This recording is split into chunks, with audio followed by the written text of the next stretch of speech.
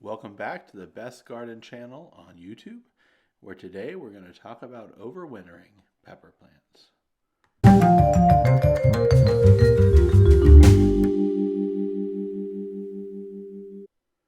Now we have here a ghost pepper plant that, as you see, has some red peppers on it, but also has some green still on it. And this is actually, believe it or not, my third harvest of ghost peppers this season, and I'm able to do that because I overwintered it last year.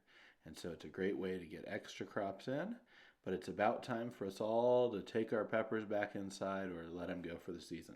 So I'm going to go ahead and show you some video that I took last year at this time, or even a little bit later than this time, and we can see how to overwinter.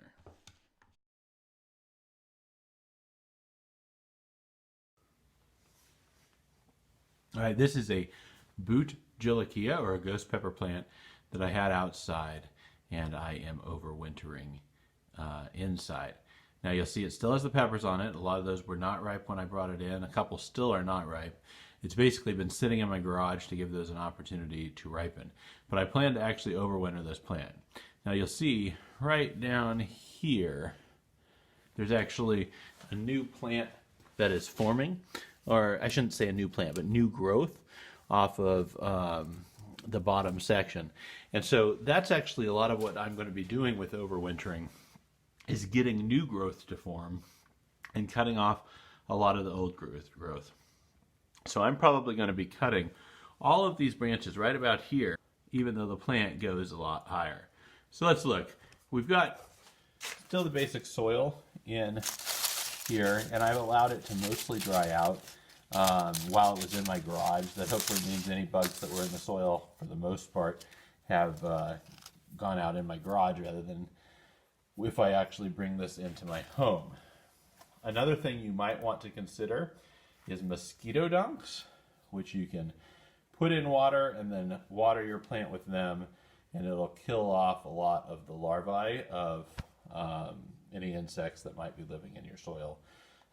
It's good for gnats and mosquitoes and things like that. So if you're concerned about bringing in that type of bug, that might be an option.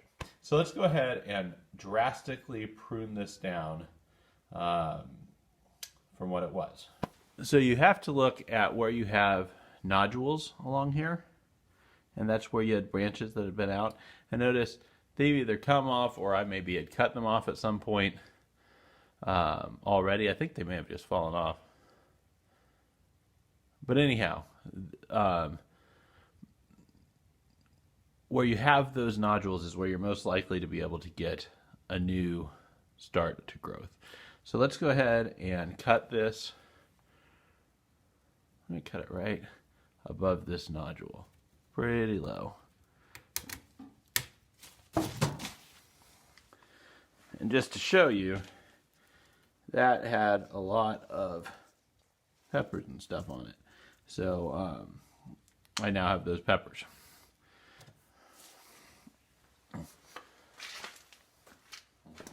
Now while I'm pruning here in the background, why don't I give you a little bit of more guidance on what I actually did.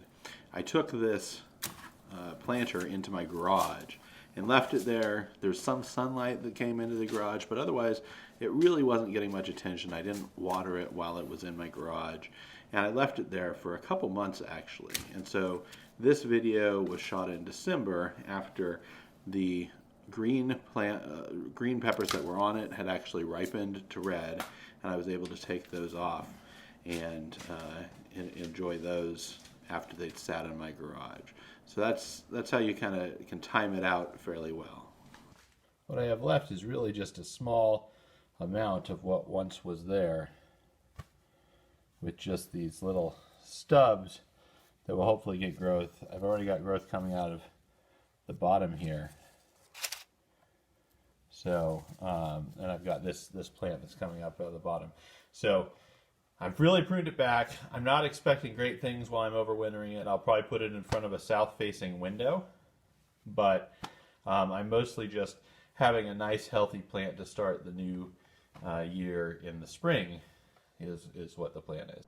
Now just one more thing, since we are cutting off all of these branches and you might want to do some more work inside, just go ahead and keep them, and we can, just basically cut off a bunch of the leaves that are on here and obviously the pepper that's hanging there, and then end up working it down to something that we can root and have additional plants growing inside. Maybe you can set up a hydroponic system or something else to accomplish that. I mentioned earlier in the video that I would place the main pepper plant in front of a south-facing window.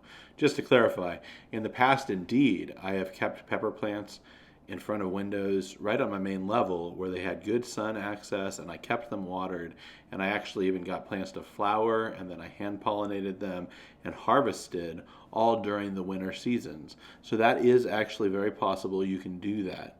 What I did with this, however, is I put it in my basement, and I did put it over by a sunny window, but it was basically cool enough, and I had pruned it back really far, so it wasn't producing at a normal level. It just was slowly growing such that it was able to be a pretty healthy plant when I put it outside. So let's look at that now.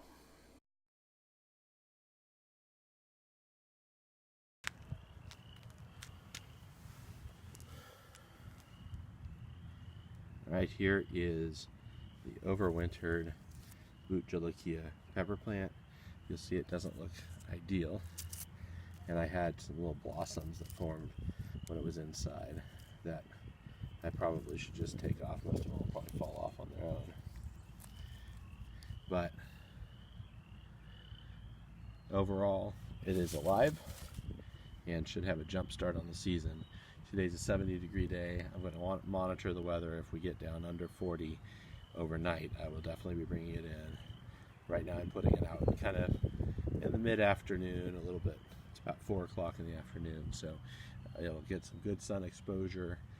It should have leaves that are tolerant from it since it's an overwintered plant that's already been outside, but it is going to be a bit of a shock coming outside again, so I don't want it to be full sun all day, and the cold temperatures in the night might not be ideal for it either, but we'll see. We'll keep a monitor on it and make sure it keeps growing.